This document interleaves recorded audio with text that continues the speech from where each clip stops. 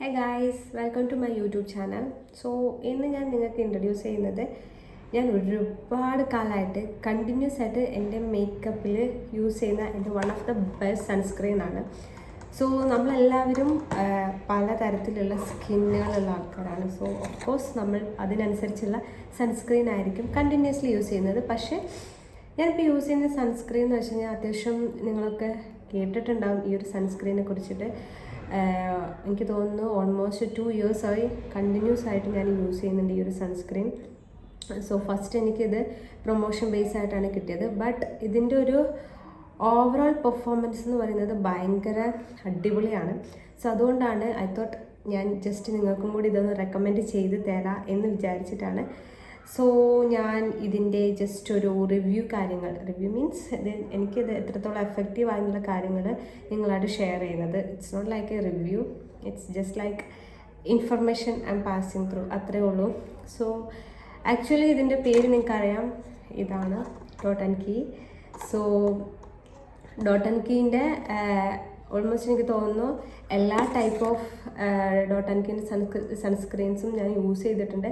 ഇത് ഇപ്പം അവർ നമുക്ക് അയച്ചു തന്നിട്ടുള്ള അവരുടെ ഒരു ന്യൂ ഫ്ലേവറാണ്, which means lime rush simples sports sunscreen ആണ്.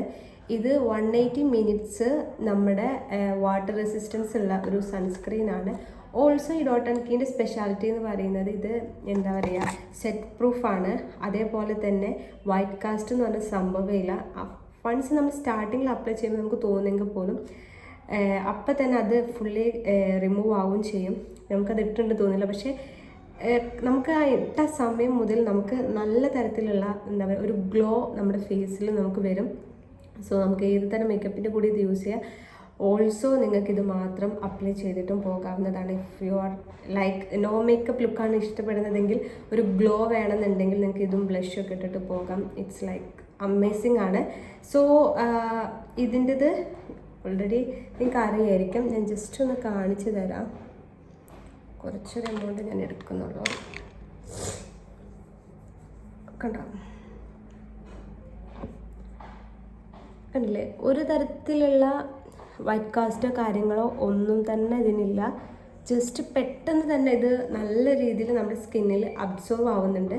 അതേപോലെ തന്നെ ഇത് ഓൾ ടൈപ്പ് സ്കിന്നിന് അവൈലബിൾ ആണ്. അതായത് നമുക്ക് ഏത് തരത്തിലുള്ള നിങ്ങളുടെ ഏത് തരത്തിലുള്ള സ്കിന്നിലും നിങ്ങൾക്ക് ഇത് അപ്ലൈ ചെയ്യാവുന്നതാണ്. സോ ഇതൊക്കെയാണ് ടാനിങ് കാര്യങ്ങളൊക്കെ. ഇത് അത്യാവശ്യം കൺട്രോളിങ് ആണ്.